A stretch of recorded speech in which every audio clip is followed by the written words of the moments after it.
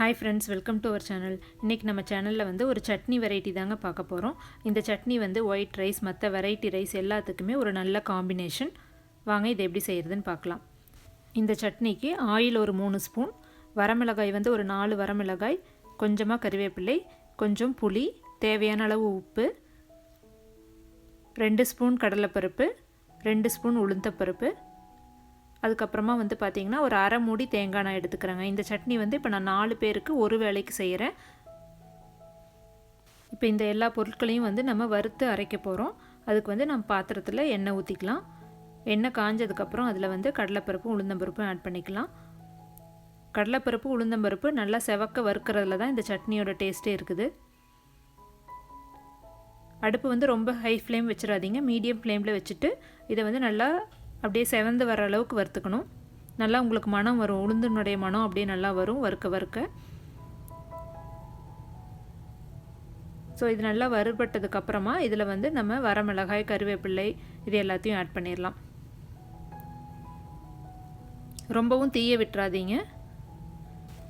இந்த சட்னிக்கு வந்து கொஞ்சம் காரம் தூக்கலாக இருந்தால் தாங்க நல்லாயிருக்கும். சாப்பாட்டோட பிசைஞ்சு சாப்பிட்றப்ப நல்லா கொஞ்சம் சுருக்குன்னு இருக்கணும், அப்போ தான் வந்து நல்லாயிருக்கும். அரை மூடி தேங்காய்க்கு 4 வரமிளகா, அதாவது வந்து இதுவே கொஞ்சம் காரமாக இருக்கும். இன்னும் உங்களுக்கு காரம் வேணும்னா இன்னொரு வரமிளகா ஆட் பண்ணிக்கோங்க. இப்போ இதுலேயே வந்து நம்ம தேங்காயும் ஆட் பண்ணிக்க போகிறோம். தேங்காய் ஆட் பண்ணதுக்கப்புறம் நீங்கள் ரொம்ப நேரம்லாம் வறுக்க வேண்டியதில்லை, அடுப்பு ஆஃப் பண்ணிடலாம். அந்த ஹீட்டுக்கு வணங்கினாலே போதும்.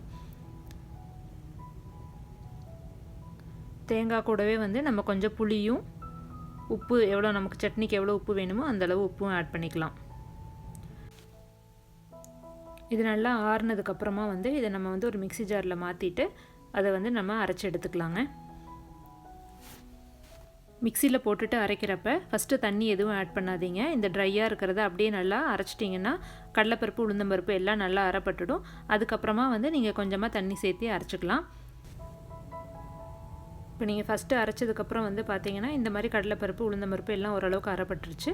இப்போ இதில் வந்து நம்ம கொஞ்சமாக தண்ணி ஆட் பண்ணிவிட்டு இதை மறுபடியும் நல்லா கொஞ்சம் அரைச்சி எடுத்துக்கலாம். நீங்கள் ரொம்ப பேஸ்ட்டாக அரைக்கணும்னு அவசியம் இல்லை. கொஞ்சம் ஓரளவுக்கு தருன்னு இந்த பதத்தில் இருந்தால் தான் சாப்பாட்டுக்கு போட்டு பிசைஞ்சு சாப்பிடலாம் நல்லாயிருக்கும். நல்லா சாப்பாடு சூடாக வச்சு அதில் கொஞ்சமாக இந்த சட்னி போட்டு மேலே அப்படியே கொஞ்சம் நெய் ஊற்றி பிசைஞ்சு சாப்பிட்டிங்கன்னா அந்த டேஸ்ட்டுக்கு ஈடுன்னு எதுவுமே இல்லைங்க. எலுமிச்சை சாதம், புளி சாதம், இந்த மாதிரி கிளறின சாதத்துக்கு எல்லாம் கூட இது வந்து நீங்கள் சைட் டிஷ்ஷாக வச்சுக்கலாம் இந்த சட்னி. அதுவும் வந்து ரொம்ப சூப்பராக இருக்கும் வெரைட்டி ரைஸ் கூட நம்ம சாப்பிட்றதுக்கு. ஒயிட் ரைஸில் போட்டு சாப்பிட்றப்ப கூட வந்து நம்ம கொஞ்சம் அப்பளம் இல்லை சிப்ஸு, வடகம் ஏதாவது இந்த மாதிரி வச்சுக்கலாங்க. அதுவும் ஒரு நல்ல காம்பினேஷனாக தான் இருக்கும். இந்த ரெசிபி உங்கள் எல்லாருக்கும் பிடிச்சிருக்குன்னு நினைக்கிறேன். கண்டிப்பாக நீங்களும் ட்ரை பண்ணி பாருங்கள். தேங்க்யூ.